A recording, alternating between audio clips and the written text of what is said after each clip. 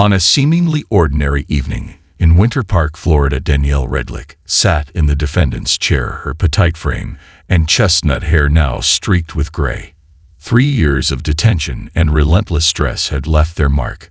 Back in 2019, Danielle was a multimedia communications professional living a quiet life with her 2 children. But now, her name was splashed across headlines, linked to the death of her husband, Michael Redlick. As the courtroom drama unfolded, the haunting details of their volatile relationship began to surface, hinting at a story far darker and more complex than anyone had anticipated. In a shocking twist, it was announced that 65-year-old Michael Redlick had died on January 12, 2019. The beloved University of Central Florida professor and former NBA executive with the Memphis Grizzlies was initially believed to have died from a heart attack. However, rescue personnel soon discovered a fatal chest stab wound. Although self-inflicted injury was considered, forensic experts concluded it was homicide. His wife changed her testimony repeatedly and denied her guilt for the deliberate crime. The prosecution and defense engaged in a long, intense court battle, leading to an unexpected verdict. What really happened in the Florida community of Winter Park? Who was the true victim? Could the tragedy have been prevented? Let's explore. Danielle Redlick, who was 46 years old, is seated in the defendant's chair. She was a typical American working lady in 2019 with 2 amazing kids and no recognition outside of her profession as a multimedia communications professional. Nonetheless, her name was regularly brought up in the media following the crime against her husband. Danielle was born in Florida in 1976. Her family eventually relocated to Cleveland, Ohio. Her childhood was ordinary in many ways. She was raised with good manners, kindness, and a creative spirit. In her family, Danielle was the oldest child. Her awareness of beauty grew as she grew older. She registered at Valencia College and graduated with a degree in Associate's Arts. She was later accepted into Baldwin Wallace University's psychology department in 1996. Danielle's mother, Caitlin Aquino, got married again. Unfortunately, Caitlin's marriage was short-lived. It lasted only 2 years before she went away from cancer. She had been fighting breast cancer for a very long period. Because of her husband's full coverage insurance, their marriage was formally constituted mostly because she received excellent medical treatment. Regretfully, the intended outcome of the treatment was not eventually achieved. The man was left a widower after his wife passed away, but he also assumed the role of a real father to her kids, because he found it challenging to raise kids by himself. The oldest daughter, Danielle, was requested to assist him. Danielle, then 22 years old, answered the request even though she was living on her own at the time. Danielle, her brother, sister, and their stepfather, Michael Redlick, were present when Caitlin passed away. All came to reside under one roof. You did really hear correctly. The same Michael went on to marry Danielle. Initially, their bond was based on friendship. Danielle worked nights as a part-time bar employee and took care of the smaller children. In the professional sports industry, Michael was developing his career through player recruitment. He developed strong attachments to the kids who he thought were his own. Danielle also made him feel at ease. She eventually came to see him as a trustworthy confidant.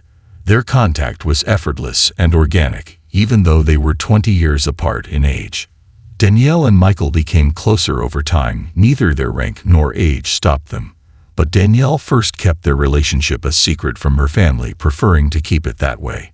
Michael felt younger and full of energy with his new companion, and she felt safe and loved in return. His connections allowed him to find her a new job in an advertising agency with ease. In addition, he made a lot of money and gave the family all his free time. All things were going great for them both. After a while, Mr. Michael was presented with an alluring job opportunity. The Memphis Grizzlies basketball team extended an invitation to him to take on the role of vice president of corporate sales. But the new position entailed relocating to a different state. He invited Danielle to accompany him right away, but she balked. Although Danielle declined, their long-distance romance persisted, and they frequently visited each other because she didn't want to give up her comfortable lifestyle and was still pursuing her studies. However, Michael impressed Danielle one day by showing her the house he had purchased for them. The cottage was situated on the Mississippi River in a lovely area. The area was comfortable and calm. Danielle ultimately made the decision to relocate and share a home. He helped her find an interesting job in radio. Many years later, Danielle's 15-year-old daughter Jaden testified. She talked about how Michael was a great dad who provided for his family in many ways. Along with Sawyer, her brother, who is 8 years old, thanks to their father's encouragement and support in getting them enrolled in sports programs, they attended one of the best schools with the goal of pursuing careers in athletics. Jaden could not say the same about her mother, whom she perceived as occasionally poisonous, emotional, and manipulating. But she was close to her father. Jaden thought that while Michael attempted to maintain harmony and the family unit, Danielle was the one who started all the arguments at home. But was it really what the eldest daughter thought it was? Mr. Michael's new role, with its increased responsibilities and stress, made it difficult for him to get along with management. He felt the effects of this. He grew quite agitated and worn out. In the end, decompress and rest. Michael started drinking alcohol. With time, this turned into a regular event. He would frequently stay out late and return home furious and drunk. There was noticeable tension in the house. Danielle tried to help her husband accept his situation. It seemed like he would cool off and make a pledge to cease after speaking with her, but he didn't keep his word. It wasn't the first time that they had scheduled dinner together, but this time they had made a special plan to spend the evening together. While they were leaving for dinner, Danielle made a poorly timed joke that made Michael uncomfortable. He struck her across the face while standing in the doorway. It was such a hard slap that she stumbled back. Then she saw that blood was splashed all over her clothes. Her spouse turned away from her and started to cry and apologize. He took his wife to a well-known sports physician right away. Due to the severity of the injuries, the doctor evaluated the unfortunate patient and administered first aid before recommending that they consult a dentist and a plastic surgeon. Even Danielle's front tooth was chipped. Michael planned a wonderful dinner the following day and showed great attention to detail. Without a doubt, his spouse expressed her forgiveness to him and kept the incident quiet. The state had a stringent law against domestic abuse. Danielle chose not to bother her husband anymore because of her sympathy for him. This wasn't the first red flag. When they were living together in Cleveland, prior to the incident, Danielle had already experienced similar behavior. Michael was envious when Danielle talked to an ex-boyfriend during a performance. He made some snarky remarks about it on the way home. He struck her out of the blue and apologized right away, mentioning that he was hurt by her, and that's why he did it. Danielle blamed herself too, but she also forgave her lover. The incident was forgotten over time. However, in 2003, Danielle and Michael welcomed Jaden, a daughter, as their first child. The couple made the decision to make their relationship legal a year later. That was a happy time in their lives. Everything was moving smoothly. Michael still had difficulties at work though. The management shifted, and he was unable to obtain the raise for which he had hoped. A boy named Sawyer was added to the family 7 years later. The parents were giving their kids their whole attention. The anxiety increased, and Michael started drinking again, if it weren't for his job. Danielle was horrified when, after one dispute, he grabbed her by the throat and trapped her against the wall. His wife was unable to put up with the harsh behavior this time. She moved in with her relatives after packing things and taking the kids. Michael apologized to her and asked her to return home on multiple occasions when he saw her. Their relationship was repaired after a while. The years that followed were erratic. After receiving a job offer, they moved to California, where they spent roughly 5 years. It is difficult to characterize this time as successful. Michael proceeded to drink excessively and battled his problems once more. The couple's savings were all they had because neither of them could find work. In 2014, there was going to be another shift, this time to Indiana. Nonetheless, there was hope for finding a new place to live and resolving issues. Michael went ahead first, and Danielle and the kids lingered in California, as they needed more time to sell their previous home and possessions. The kids found it challenging to adjust to their ever-changing surroundings. The entire undertaking took a year. The family's financial circumstances improved over this period. Nonetheless, the distance and rare contacts had an impact on the changes in the married relationship. Michael and Danielle became aloof and seldom spoke. Once the couple was reunited, they encountered fresh problems. Michael opened up and said that his passion had dissipated, and he had become abnormally distant and chilly. But he had the courage to own up to the fact that his advancing years and poor health were to blame. Fearing he might lose his younger wife, he had been embarrassed to bring this up previously, but Danielle was appreciative of his candor and continued to support him. The couple opted to have a course of hormone injections after trying several different treatments. Michael was able to emotionally and physically regenerate thanks to testosterone injections. He appeared to grow younger, regaining his previous vitality and energy. His level of aggression increased as a result. Michael dozed off one evening as they watched a movie together. Danielle went to sleep upstairs. He hit her on the head the following morning when he came into the bathroom while she was brushing her teeth. He said that she hadn't woken him up the previous evening as justification for his actions. In response, she said she was going because she was sick of this. This only made him more enraged, and he started strangling Danielle because she was unable to protect herself and was starting to lose consciousness. She thought for a second that she was going to die. After a while, Danielle opened her eyes to find her husband standing over her, pleading for forgiveness while she was terrified. They stayed in the same home and raised their kids together after this occurrence. But after that, their relationship underwent a dramatic transformation. It seemed like there was no turning back now. Michael started drinking more often, and even small arguments in the house became more regular. Michael became more and more violent in his outbursts of discontent, but Danielle stayed with him. She was unhappy with the situation and harbored hatred against her husband, but she still loved him very much. Danielle was also affected by the situation that was going on. She withdrew into herself and grew anxious and agitated. She started shooting as a diversion. Nevertheless, their family continued to look respectable because most of their arguments took place within the house. By 2014's end at last, they made their home in Florida. Michael made the decision to alter his profession this time. He started teaching at the University of Central Florida, after accepting a job there as Director of Collaboration Programs and External Affairs. Despite the fact that his earnings were lower than those of the NBA, he found stability and fulfillment in his work. The family first rented a house, but after a year they bought their own house in a charming part of Winter Park. Their family's house was elegant. The Mediterranean-styled home was enormous in terms of square footage. Danielle's favorite place to hide away was the attic level. She frequently slept there overnight, particularly during Michael's angry outbursts. However, even in private, he was capable of being harsh. Their relationship continued to be tight and unsteady. In light of this, Danielle became dependent on alcohol. Danielle managed the home while Michael worked to support the family, and the kids were becoming more and more withdrawn from her.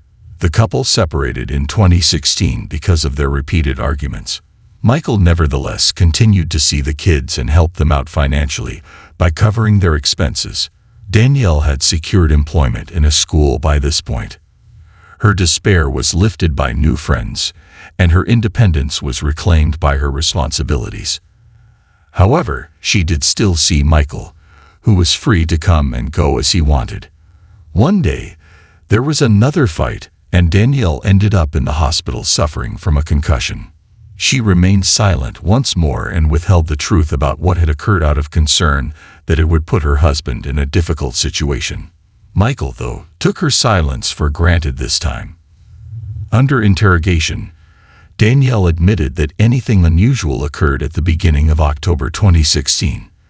She was only spared when her husband attempted to run her over with his car and she was able to escape by jumping into the bushes. Danielle then proceeded to the police department. She decided to leave when cops started asking detailed questions about the incident. The pair later made up and moved back in together. But for both of them, this proved to be a fatal choice. On January 12, 2019, at 4:39 p.m., a 911 call was made by a woman named Danielle Redlick. She reported that her husband, Michael, had died from a heart attack.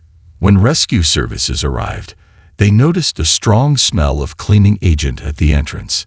In the living room, they found a bucket of pink water and a man lying lifeless in a pool of blood. It was clear he had not died from a heart attack, but from a knife wound. Danielle was found with cuts on her wrists and was taken to the hospital. The police began investigating and concluded that Michael had been killed, not by his own hand. Forensic analysis confirmed that the blood in the home belonged to Michael, and the pink water was diluted blood. Someone had tried to clean a trail from the bedroom to the living room, indicating the body had been dragged.